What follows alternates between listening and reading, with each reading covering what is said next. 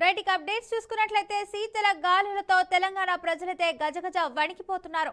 రాత్రి నుంచి ఉదయం వరకైతే చలి వణికిస్తుంటే ఉదయం 8 గంటల నుంచి అయితే 11 గంటల వరకు కూడా మధ్య మళ్ళీ సాయంత్రం 5 గంటల నుంచి 7 గంటల మధ్య శీతల గాలులతో జనాలైతే చలికి బెంబలెత్తిపోతున్నారు. ఇక రాష్ట్ర వ్యాప్తంగా శుక్రవారం రాత్రి నుంచి శనివారం ఉదయం వరకైతే పలు చోట్ల కనిష్ట ఉష్ణోగ్రతలు అయితే నమోదయ్యాయి. ఇక సంగారెడ్డి జిల్లా కోహిర్లో అయితే 7.9 డిగ్రీల సెల్సియస్ మరియు ఆదిలాబాద్ జిల్లాలో అయితే భీంపూర్లో అయితే 7 డిగ్రీల సెల్సియస్ ఉండగా 12 జిల్లాల్లో అయితే 10 డిగ్రీల లోపు, 8 జిల్లాల్లో అయితే 10.1 నుంచి అయితే 11 మధ్య, మిగిలినటువంటి జిల్లాల్లో 11.1 డిగ్రీ సెల్సియస్ నుంచి 14 డిగ్రీల మధ్య అయితే నమోదయ్యాయి.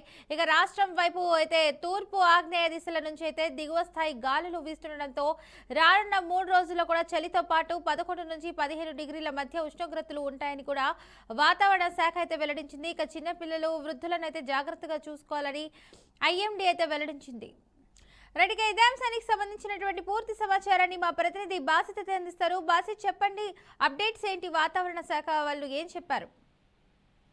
ఫాతిమా, తెలంగాణలో ఉష్ణోగ్రతలు గణనీయంగా పడిపోయాయి. ముఖ్యంగా ఉత్తర తెలంగాణలోని కొన్ని జిల్లాల్లో కనిష్ట ఉష్ణోగ్రతలు కూడా సింగిల్ డిజిట్ కే చేరుకున్నాయి. సంగారెడ్డిలోని కోహిర్లో 6 డిగ్రీలు మరియు ఆదిలాబాద్, భీంపూర్లోని 7 డిగ్రీల వంటివి సెల్సియస్ నమోదయ్యాయి. ఇది చలి తీవ్రతకు కారణమై ఉంటుంది. రాబోయే రోజుల్లో కూడా ఈ పరిస్థితి కొనసాగే అవకాశం ఉందని చెప్పి వాతావరణ శాఖ హెచ్చరిస్తుంది.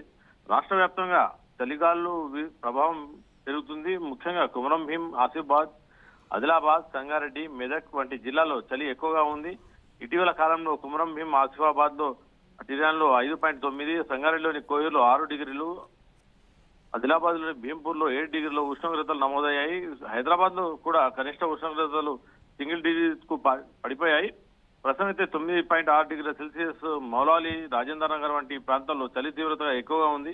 రాబోయే 2-3 రోజుల్లో కనిష్ట ఉష్ణోగ్రతలు కూడా సాధారణం కంటే 2 నుంచి 4 డిగ్రీల సెల్సియస్ తక్కువగా ఉండవచ్చు అని చెప్పి కూడా దట్టమైన పొగ మంచు కూడా ఏర్పడే అవకాశం ఉందని భారత వాతావరణ శాఖ హెచ్చరించింది. ఈ చలి కారణంగా ప్రజలు, ముఖ్యంగా వృద్ధులు, పిల్లలు, శ్వాసకోశ సమస్యలు ఉన్నవారు ఉదయం పూట బయటకు తిరగకుండా జాగ్రత్తలు తీసుకోవాలని చెప్పి కూడా వాతావరణ శాఖ సూచిస్తుంది. ఈ వాహనదారులు కూడా జాగ్రత్తగా ఉండాలి.